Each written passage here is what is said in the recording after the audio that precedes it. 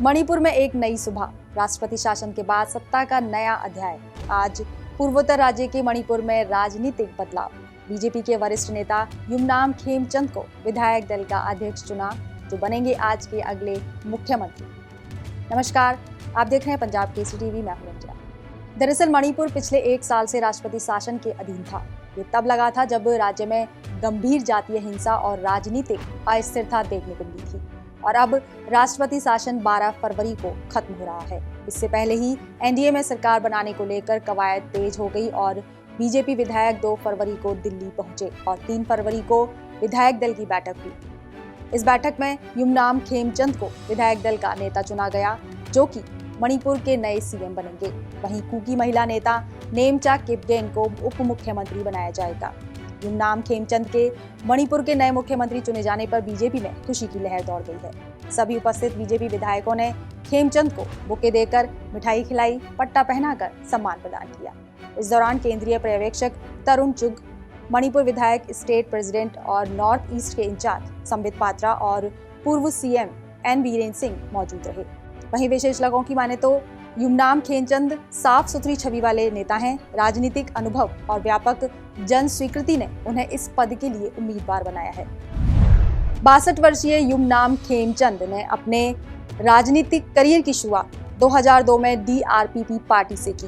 युमनाम मणिपुर की राजधानी इंफाल की सिंगजामई सीट से विधायक हैं। 2012 में यहां से चुनाव जीते थे। 19 मार्च 2017 को मणिपुर के अध्यक्ष स्पीकर चुने गए। फिर 2017 से 20 मार्च 2022 तक इस पद पर कार्य किया। उन्हें मणिपुर राज्य में बीजेपी का जीवनदाता कहा जाता है। वे आरएसएस के करीबी रहे हैं। जातीय हिंसा और संघर्ष के लिए लगातार आवाज उठाते रहे हैं। 2023 में उन पर हमला भी हुआ। 2024 में उन्होंने इस पर अपना गुस्सा जाहिर किया। उनके राजनीतिक अनुभव और कर्मठता को देखते हुए उनके नाम प्रस्ताव खुद पूर्व मुख्यमंत्री एन बीरेन सिंह ने रखा था। युमनाम मणिपुर से 2 बार उप मुख्यमंत्री रह चुके हैं और अब युमनाम खेमचंद सिंह मुख्यमंत्री पद के लिए चुने गए हैं, जिनका शपथ समारोह 3 फरवरी को हो गया।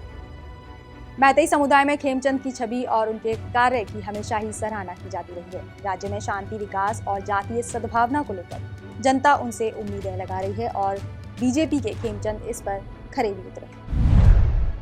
मणिपुर हिंसा के लिए किए गए कार्य मैतेई समुदाय से होने के बाद भी उन्होंने कुकी बहुल इलाके जैसे कि कामजोंग का दौरा किया और शांति और बातचीत की वकालत की थी, जबकि कुकी और मैतेई दोनों जातियां एक दूसरे के खिलाफ रही हैं।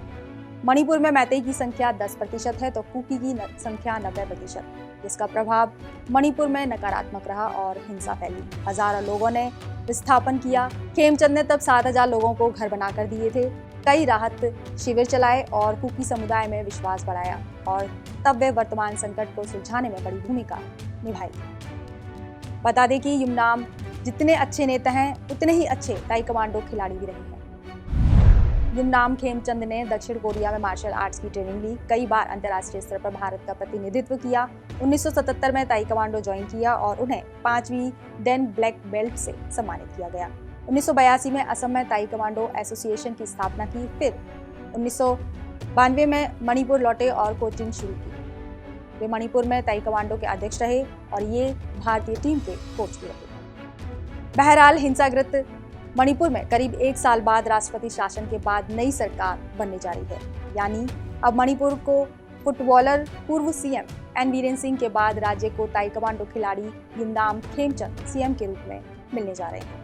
गैर विवादित व्यक्तित्व, भाषण शैली की बजाय संगठन, अनुशासन और शांत नेतृत्व शैली, यही पहचान उन्हें मणिपुर का सीएम बनाती है। गणराज्य से लोकतंत्र की ओर युमनाम खेमचंद सिंह ताइक्वांडो मास्टर से मणिपुर की नई उम्मीद तक। फिलहाल के लिए इतना ही। देखते रहिए पंजाब केसरी टीवी। नमस्कार।